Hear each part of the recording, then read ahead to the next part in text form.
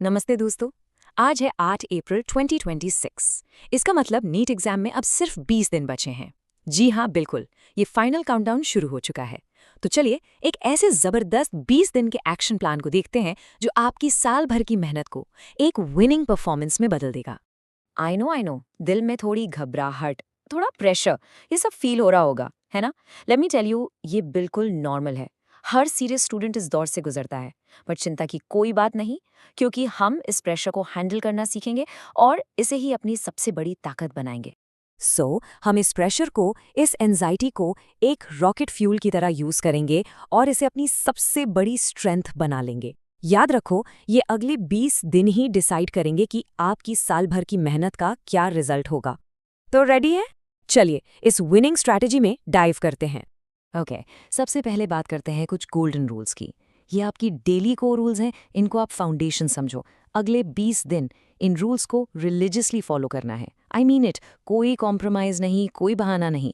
Rule number 1, हर दिन 10 से 12 घंटे की सॉलिड फोकस्ड पढ़ाई। और हाँ, इसका मतलब ये नहीं कि नॉन स्टॉप पढ़ना है। छोटे छोटे ब्रेक्स लेना भी उतना ही जरूरी है ब्रेन को रिचार्ज करने के लिए। इसको ना एक T20 मैच के आखिरी ओवर्स की तरह समझो। एक शॉर्ट हाई इंटेंसिटी स्प्रिंट जिसमें आपको अपना 100% देना है। नेक्स्ट, आपका डेली टारगेट होना चाहिए 150 से 200 MCQs। देखो, एक बात समझ लो, नीट सिर्फ नॉलेज का टेस्ट नहीं है, ये स्पीड और एक्यूरेसी का भी गेम है। और ये चीज़ें कहाँ से आएंगी? सिर्फ और सिर्फ डेली कंसिस्टेंट प्रैक्टिस से। यही असली गेम चेंजर है।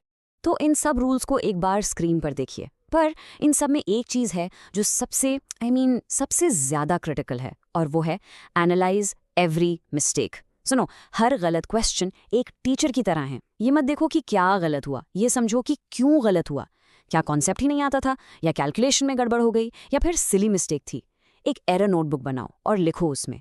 यही वो चीज़ है जो आपका स्कोर आसमान तक ले जा सकती है। ठीक है, रूल सेट हो गए। अब आते हैं अपने प्लान के फेज 1 पर।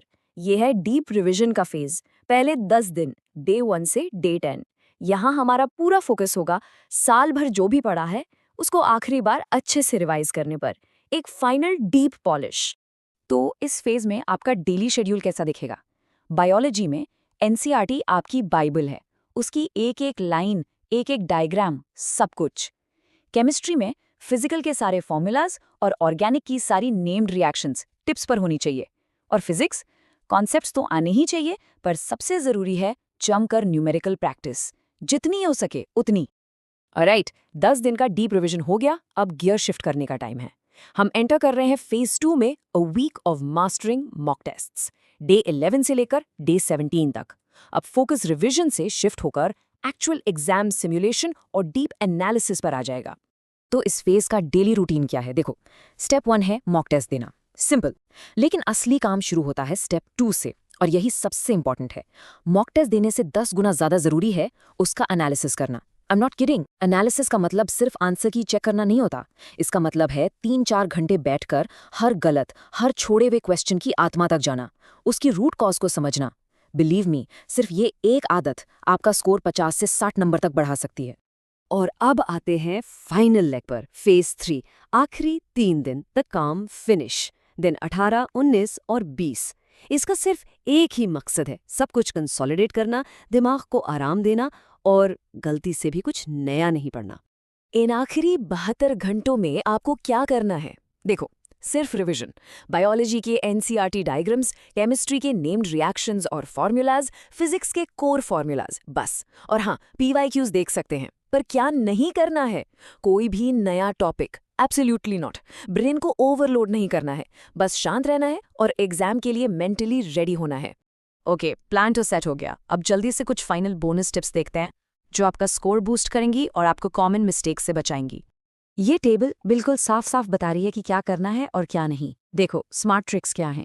जहां डाउट हो, एलिमिनेशन मेथड यूज करो। किसी एक क्वेश्चन पर ईगो लेकर मत बैठो, आगे बढ़ो। पहले आसान सवाल करो, कॉन्फिडेंस बढ़ाओ, और 85% से ऊपर एक्यूरेसी मेंटेन करने की कोशिश करो। और कॉमन मिस्टेक्स, नए टॉपिक्स, वीक एरियाज को इग्नोर करना, और सबसे बड़ी गलती मॉक टेस्ट एनालाइज ना करना, इन सब से बचना है। और ये लाइन, इसको अपने दिमाग में छाप लो, एक्यूरेसी अटेम्प्ट से ज्यादा इंपॉर्टेंट है क्यों? क्योंकि नेगेटिव मार्किंग है। 100 सवाल करके 40 गलत करने से बेहतर है कि 80 सवाल करके सिर्फ 5 गलत करो। समझ रहे हो? यहाँ क्वालिटी हमेशा क्वांटिटी पे भारी पड़ेगी। Quality over quantity. तो दोस्तों, ये रहा आपका अगले 20 दिनों का फूल प्रूफ एक्शन प्लान। अब सवाल ये नहीं है कि प्लान अच्छा है या नहीं, प्लान ज़बरदस्त है। असली सवाल ये है कि क्या आप इस प्लान को पूरे डिसिप्लिन और कॉन्फिडेंस के साथ एग्जीक्यूट करने के लिए तैयार हैं? मुझे यकीन है कि आप हैं। Go for it. All the very best.